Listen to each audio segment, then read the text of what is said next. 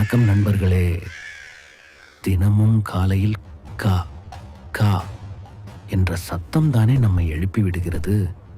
அந்த சத்தம் கேட்டதும் உங்கள் மனதில் என்ன தோன்றுகிறது? அது வெறும் ஒரு பறவையின் சத்தம் என்று மட்டும் நினைத்து விட்டீர்களா? இல்லை, அது நம் முன்னோர்கள் நம்பிய ஒரு மந்திர ஒலி, நம் தலைவிதியையே மாற்றும் சக்தி கொண்ட ஒரு தூதுவனின் அழைப்பு. ஒரு காகத்தின் பிறப்புக்கும் நமது பாக்கியத்திற்கும் என்ன தொடர்பு இருக்க முடியும்? அதன் மரணத்திற்கு பின்னால் ஒளிந்திருக்கும் அந்த மாபெரும் ஆன்மீக ரகசியம்தான் என்ன? வாருங்கள், இன்று வரை நாம் சாதாரணமாக பார்த்து கடந்து சென்ற காகங்களின் ரகசிய உலகத்திற்குள் முழுமையாக ஒரு பயணம் செய்வோம். மேலும் காக்கைக்கு எப்படி அந்த பேர் வந்தது? காக்காவுக்கும் காக்கா வலிப்புக்கும் என்ன சம்பந்தம்? இந்த பயணத்தின் முடிவில் நீங்கள் காகத்தை பார்க்கும் விதமே முற்றிலும் மாறிப்போகும். ஒரு உயிர் இந்த பூமியில் பிறப்பதே ஒரு அதிசயம்தான். ஆனால் ஒரு காகத்தின் பிறப்பும் அதன் வளர்ப்பும் மனிதர்களாகிய நாம் கற்றுக்கொள்ள வேண்டிய பல பாடங்களை உள்ளடக்கியது. காகங்கள் தங்கள் கூடுகளை எவ்வளவு கவனமாக உருவாக்குகின்றன தெரியுமா? எங்கிருந்தோ பொறுக்கி வந்த குச்சிகள், பஞ்சு, நார் அனைத்தையும் ஒன்று சேர்த்து தன் வருங்கால சந்ததிக்காக ஒரு பாதுகாப்பான கோட்டையையே அது கட்டிவிடுகிறது. இந்த கூட்டை ஒருமுறை கட்டிவிட்டால் போதும், தன் குஞ்சுகள் வளர்ந்து பறக்கும் வரை வேறு எந்த பறவையையும் அது பக்கத்தில் கூட அண்டவிடாது. புயலுக்கும் மழைக்கும் அசராத கூடுகளை கட்டும் விதத்தில் காகங்கள் பிறவி பொறியாளர்களை போன்றவை. ஆனால் இயற்கையின் சுழற்சியில் காகங்கள் ஒரு விசித்திரமான சோதனையையும் சந்திக்கின்றன. அதுதான் குயில்களின் வருகை. பாவம், குயிலுக்கு கூடு கட்டி வாழத் தெரியாது. அது என்ன செய்யும்? தந்திரமாக காகத்தின் கூட்டில் தன் முட்டைகளை இட்டுவிட்டு சென்றுவிடும். அந்த அப்பாவி காகம் அது தன் முட்டை என்று நினைத்து மிகுந்த பாசத்துடன் அடைகாத்து குஞ்சு பொரித்த பிறகும் கூட இரை ஊட்டி வளர்க்கும். அந்த குயிலின் குஞ்சு வளர்ந்து முற்றிலும் மாறுபட்ட குரலில் கூவும்போதுதான் தான் ஏமாற்றப்பட்டதை காகம் மெல்ல உணரத் தொடங்கும். இங்கே நாம் ஆச்சரியப்பட வேண்டிய விஷயம், தன்னை ஏமாற்றிய அந்த குயிலின் குஞ்சை காகம் ஒருபோதும் தாக்குவதே இல்லை. அதுவும் ஒரு உயிர்தானே என்று கருதி அதை நிம்மதியாக பறந்து செல்ல அனுமதித்து விடுகிறது. சித்தர்கள் இதை கர்ம வினையின் விளையாட்டு என்று சொல்கிறார்கள். ஒரு உயிரை வளர்க்கும் புண்ணியம் எந்த ரூபத்தில் வந்தாலும் அதை செய்ய வேண்டும் என்பதை காகங்கள் நமக்கு அமைதியாக உணர்த்துகின்றன. பிறப்பிலேயே இவ்வளவு பெரிய பக்குவத்தை கொண்டிருப்பதால் தான் காகங்கள் தெய்வீகத்தன்மை வாய்ந்தவையாக கருதப்படுகின்றன.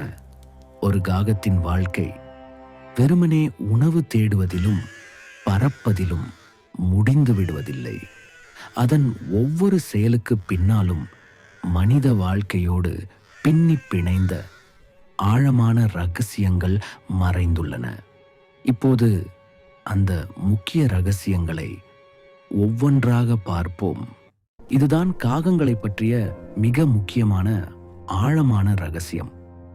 சாஸ்திரங்களின்படி நம்மை விட்டு பிரிந்த நம் முன்னோர்கள், அதாவது பித்ருக்கள், காகத்தின் வடிவிலேயே இந்த பூமியில் வாழ்ந்து வருவதாக நம்பப்படுகிறது. அதனால்தான் அமாவாசை, திதி, சிரார்த்தம் போன்ற நாட்களில் நாம் வைக்கும் படையலை காகங்கள் வந்து உண்ணும்போது நம் முன்னோர்களே நேரில் வந்து அதை ஏற்றுக்கொண்டதாக நாம் ஒரு நிம்மதி அடைகிறோம். நீங்கள் எப்போதாவது யோசித்ததுண்டா, ஏன் மற்ற பறவைகளை எல்லாம் விட காகத்திற்கு மட்டும் இந்த முதல் மரியாதை கொடுக்கப்படுகிறது? காரணம், காகங்களுக்கு முக்காலத்தையும் உணரும் சக்தி இருப்பதாக சொல்லப்படுகிறது. ஒரு குடும்பத்தில் நடக்கவிருக்கும் நல்லது கெட்டதை முன்கூட்டியே உணர்த்தும் ஆற்றல் அவற்றுக்கு உண்டு என்பது நம்பிக்கை. நாம் வைக்கும் உணவை ஒரு காகம் வந்து எடுக்கும்போது அது வெறும் உணவை எடுக்கவில்லை, நம்முடைய நன்றியையும் மரியாதையையும் நம் முன்னோர்களிடம் கொண்டு சேர்க்கும் ஒரு புனிதமான தூதுவனாக அது செயல்படுகிறது. யார் ஒருவர் தினமும் காக்கைக்கு ஒரு பிடி சோறு வைக்கிறாரோ அவருடைய குடும்பத்தில் பித்ரு தோஷங்கள் நீங்கி சந்ததியினர் தழைத்து வாழ்வார்கள் என்பது அசைக்க முடியாத நம்பிக்கை. அது ஒரு எளிய செயல் அல்ல, அது நம்முடைய வேர்களுக்கு நாம் செய்யும் ஒரு வழிபாடு.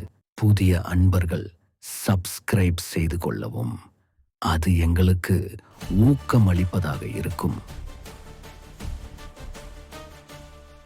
நவகிரகங்களிலேயே நாம் அனைவரும் பயந்து வணங்கும் ஒரு கிரகம் உண்டென்றால் அது சனீஸ்வர பகவான் தான். அவரவர் கர்ம வினைக்கு ஏற்ப பாரபட்சமின்றி பலன்களை வழங்குபவர் அவர். அப்பேற்பட்ட நீதி தேவனின் வாகனமாக இருப்பது காகம். காகத்தின் கருப்பு நிறமும் அதன் கூர்மையான பார்வையும் சனியின் குணங்களோடு தொடர்புடையதாக கருதப்படுகிறது.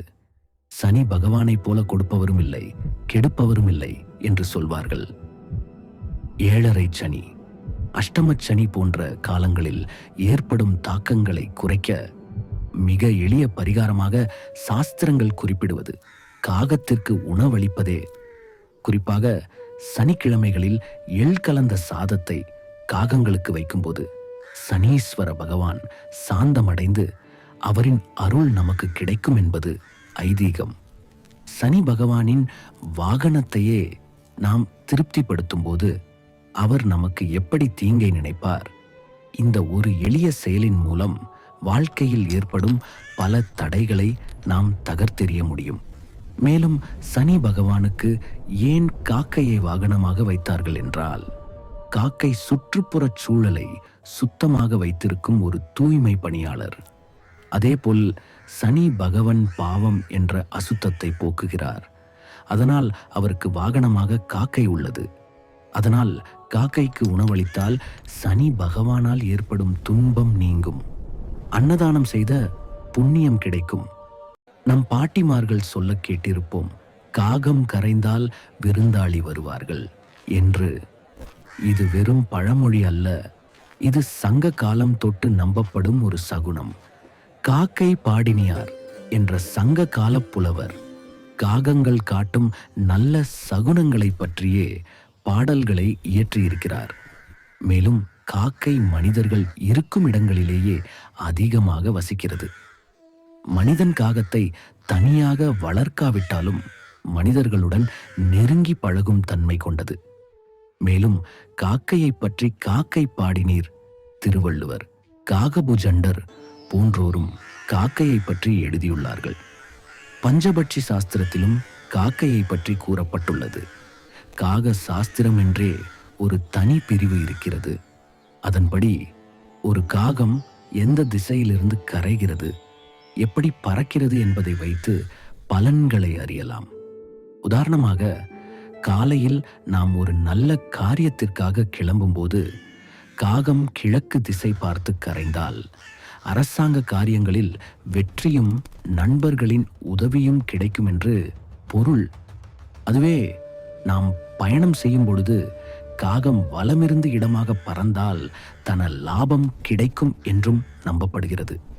ஒரு காகம் மற்றொரு காகத்திற்கு உணவூட்டும் காட்சியை கண்டால் நாம் மேற்கொள்ளும் பயணம் மிகவும் இனிதாக அமையும். இப்படி பார்க்கும் பொழுது காகங்கள் வெறும் பறவைகள் அல்ல, அவை இயற்கையின் மொழியை அறிந்த, நடக்கவிருப்பதை நமக்கு சூசகமாக உணர்த்தும் ஞானிகள். 2000 ஆண்டுகளுக்கு முன்பே திருவள்ளுவர் காகத்தின் ஒரு உன்னதமான குணத்தை இந்த உலகிற்கு பறைசாற்றினார். காக்கை கரவா கரைந்துண்ணும் ஆக்கமும் அன்னநீர் ஆர்க்கே உள. இதன் பொருள் என்ன? காகம் தனக்கு கிடைத்த உணவை ஒருபோதும் ஒளித்து வைத்து தனியாக உண்ணாது. தன் இனத்தாரை கா கா என்று கூவி அழைத்து எல்லோருடனும் பகிர்ந்து உண்ணும். அத்தகைய குணம் கொண்ட மனிதர்களிடத்தில்தான் செல்வமும் செழிப்பும் நிலைத்திருக்கும் என்கிறார் வள்ளுவர். இன்றைய உலகில் தனி ஒரு மனிதனுக்கு உணவில்லை எனில் இந்த ஜகத்தினை அழித்திடுவோம் என்று பாரதி பாடினார். ஆனால் காகங்களோ எந்த இலக்கியமும் படிக்காமலேயே இந்த பகிர்ந்துண்ணும் தர்மத்தை தங்கள் வாழ்க்கை நெறியாக கொண்டுள்ளன. மேலும் காக்கை சிறகினிலே நந்தலாலா என்று காக்கையை பற்றியும் இறைவனை ஒப்பிட்டும் பாடியுள்ளார் பாரதியார். அது மட்டுமல்ல, காகங்கள் தங்கள் ஜோடியிடம் மிகுந்த விசுவாசத்துடன் வாழும் தன்மை கொண்டவை. ஒருமுறை ஜோடி சேர்ந்தால் அவை இறுதி வரை ஒன்றாகவே வாழ முயற்சிக்கும். இந்த நெறியும் கூட்டு வாழ்க்கை முறையும் மனித சமூகம் பின்பற்ற வேண்டிய மிக உயர்ந்த பாடங்கள். புத்திசாலி. பறவைகளிலேயே காகம் மிகவும் புத்திசாலி. விஞ்ஞானிகள் என்ன சொல்றாங்கன்னா, ஒரு 7 வயது குழந்தைக்கு இருக்கிற மூளை வளர்ச்சியும் ஞாபக சக்தியும் காகங்களுக்கு இருக்காம். சிக்கலான புதிர்களை தீர்க்கும் ஆற்றல் இவற்றுக்கு உண்டு. உதாரணமாக, தண்ணீர் நிரப்பிக்கொள்ள கற்களை போடும் கதை பிரபலமான ஒன்று. குறிப்பாக முகங்களை ஞாபகம் வச்சுக்கிறதுல காகங்கள் கில்லாடி. நீங்க தினமும் அதுக்கு சாப்பாடு வச்சா உங்க முகத்தை அது பதிவு பண்ணி வச்சுக்கும். உங்களை ஒரு நண்பரா ஏத்துக்கிட்ட ஆரம்பிக்கும். சிலர் தமாசாக காக்கா காக்கா என்று கத்துவதால காக்கா என்று பெயர் வந்ததா? இல்லை, காக்கா நாம் கூறுவதால அது காக்கா என்று கத்துகிறதா என்று கேட்பார்கள். பறவை இனங்களிலேயே அதிகமாக காலை உபயோகிக்கும் பறவை காக்கைதான். சொல்லப்போனால் தன் காலையே கை போல உபயோகிக்கும் பழக்கமுடையது. அதனாலேயே கால் கை என்ற பெயர்தான் காக்கை என்ற பெயர் வர காரணமாக இருக்கிறது. மேலும் காக்கா வலிப்பிற்கும் என்ன சம்பந்தம்? மனிதனுக்கு வரும் பிட்ஸ் எனப்படும் வலிப்பு நோய் வந்தால் கால் கை வெட்டி வெட்டி இழுக்கும். இந்த கால் கை வலிப்பு நோய்க்கு பேச்சு வழக்கில் காக்கா வலிப்பு என்ற பெயர் வந்தது. மற்றபடி காக்காவுக்கும் காக்கா வலிப்பிற்கும் எந்த சம்பந்தமும் இல்லை. பிறப்பிலும் வாழ்க்கையிலும் இத்தனை ரகசியங்களை சுமந்து வரும் காகம் இறப்பிலும் நமக்கு ஒரு மாபெரும் தத்துவத்தை உணர்த்துகிறது. மனிதர்களைப் போலவே காகங்களும் தீட்டை அனுஷ்டிக்கும் குணம் கொண்டவை. ஒரு காகம் இறந்துவிட்டால் மற்ற காகங்கள் அனைத்தும் ஒரே இடத்தில் ஒன்று கூடி பெரும் சத்தத்துடன் கரையும். இது இறந்த தங்கள் இனத்திற்கு அவை செலுத்தும் அஞ்சலி என்று நம் முன்னோர்கள் நம்பினார்கள். அந்த இறந்த காகத்தின் உடலை அப்புறப்படுத்தும் வரை அவை அந்த இடத்தை எளிதில் விட்டு நகராது. இந்த பாசப்பிணைப்பும் தங்கள் இனத்திற்கு கொடுக்கும் மரியாதையும் நம்மில் எத்தனை பேருக்கு இருக்கிறது? இந்த குணம் இருப்பதால் தான் நம் முன்னோர்களுக்கான தர்ப்பணம் திவச காரியங்களில் காகத்தின் பங்கு மிகவும் முக்கியமாகிறது. நாம் வைக்கும் பிண்டத்தை ஒரு காகம் வந்து எடுக்கும் வரை நம் முன்னோர்களின் ஆன்மா சாந்தியடையாது என்று நம்பப்படுகிறது. அந்த ஒரு கணம் காகம் உணவை ஏற்கும் அந்த நொடிதான் அந்த சடங்கின் பூரணத்துவம். நம்முடைய வேண்டுதல் நம் முன்னோர்களை சென்றடைந்து விட்டது என்பதற்கான உயிருள்ள சாட்சி. அந்த காகம் ஆக காகத்தின் மரணம் ஒரு முடிவல்ல, அது மனிதனுக்கும் தெய்வத்திற்கும் நிகழ்காலத்திற்கும் இறந்த காலத்திற்கும் உள்ள தொடர்பை உறுதி செய்யும் ஒரு புனிதமான நிகழ்வு. நண்பர்களே, இத்தனை நேரம் காகத்தின் பிறப்பு, வாழ்க்கை, இறப்பு, இதற்கு பின்னால் ஒளிந்திருக்கும் ஆன்மீக ரகசியங்களை பார்த்தோம். இனி நீங்கள் ஒரு காகத்தை பார்க்கும்போது அதை ஒரு சாதாரண கரிய பறவையாக பார்க்காதீர்கள். அதில் உங்கள் முன்னோர்களின் வடிவத்தை காணுங்கள். சனி பகவானின் அருளை சுமந்து வரும் ஒரு தெய்வீக வாகனமாக பாருங்கள். நடக்கவிருப்பதை உணர்த்தும் ஒரு ஞானியாக மதியுங்கள். பகிர்ந்துண்ணும் பண்பை போதிக்கும் ஒரு ஆசானாக நினையுங்கள். உங்கள் வீட்டிற்கு வெளியே வரும் ஒரு காகத்திற்கு தினமும் ஒரு பிடி சாதம் வையுங்கள். அது வெறும் சோறு அல்ல, உங்கள் முன்னோர்களுக்கு நீங்கள் செலுத்தும் நன்றி. உங்கள் கர்ம வினைகளை குறைக்கும் ஒரு எளிய பரிகாரம் உங்கள் சந்ததியை வாழ வைக்கும். ஒரு புண்ணியச் செயல், அந்த ஒரு பிடி அன்னம் உங்கள் வாழ்க்கையிலே நீங்கள் எதிர்பாராத பல நன்மைகளை கொண்டு வந்து சேர்க்கும். தடைகள் விலகும், தோஷங்கள் நீங்கும், குடும்பத்தில் மகிழ்ச்சி பெருகும். காக்கையின் ஆசி உங்கள் முன்னோர்களின் ஆசியாக மாறி உங்கள் வாழ்க்கை பாதையை நிச்சயம் ஒளிமயமாக்கும். இந்த வீடியோவிலே நாங்கள் பகிர்ந்த இந்த ரகசியங்கள் உங்களுக்கு பிடித்திருந்தால் மறக்காமல் நமது சேனலை சப்ஸ்கிரைப் செய்யுங்கள். இந்த தெய்வீக தகவல்களை உங்கள் நண்பர்களுக்கும் உறவினர்களுக்கும் பகிர்ந்து அவர்களும் இந்த புண்ணியத்தை பெற உதவுங்கள். காகங்களை பற்றி உங்களுக்கு தெரிந்த வேறு ஏதாவது சுவாரஸ்யமான விஷயங்கள் இருந்தால் அதை எங்களுடன் கமெண்டில் பகிர்ந்து கொள்ளுங்கள். எல்லோரும் தெரிந்து கொள்வோம். நன்றி, வணக்கம்.